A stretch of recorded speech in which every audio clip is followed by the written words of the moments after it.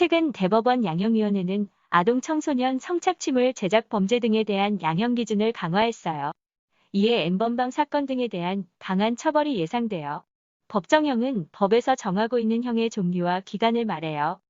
가령 형법 제250조 1항은 사람을 살해한 자는 사형, 무기 또는 5년 이상의 징역에 처한다라고 적혀 있는데 여기서 사형, 무기 또는 5년 이상의 징역이 법정형이에요.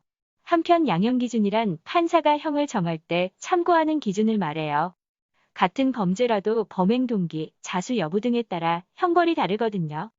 이를 표로 정리해 놓은 것을 양형기준표라고 해요. 법정형과 양형기준의 차이는 꼭 따라야 하는지 아닌지에 있어요. A라는 범죄에 대해 법정형이 징역 1년 이상 5년 이하이고 자수할 경우 2년 이하의 징역을 선고하도록 한 양형기준이 있다고 할 때 법관은 반드시 징역 1년 이상 5년 이하의 범위에서 형을 선고해야 해요. 그러나 피고인이 자수했더라도 반드시 2년 이하의 징역을 선고할 필요는 없어요. 그러나 실제로는 법관들 대부분이 양형기준에 따른 판결을 내려요. 양형기준에 세세하게 규정되어 있을 뿐만 아니라 양형기준을 따름으로써 법관이 다르더라도 공평한 판결을 내릴 수 있거든요.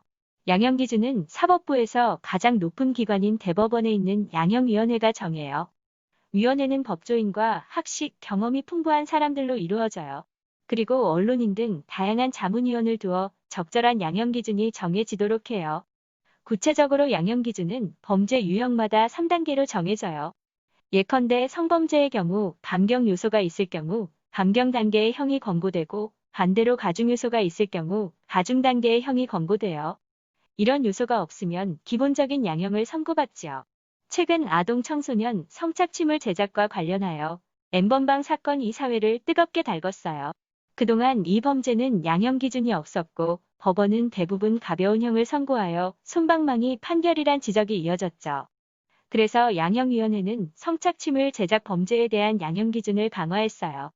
양형 기준에 따르면 아동 청소년 성착취물을 만들 경우 기본적으로 5년에서 9년 사이의 형을 받을 수 있어요. 또한 범행 수법이 불량하면 7년에서 13년 사이의 형이 선고될 수 있죠. 양형위원회가 양형 기준을 만들었기 때문에 N번방 사건 등에서 범죄자들은 무거운 형을 받을 것으로 보여요. 이제는 국민의 감정에 맞는 판결이 나올 수 있을 거예요. 준비한 내용은 여기까지예요. 다음에 더 좋은 내용으로 찾아뵐게요. 감사합니다.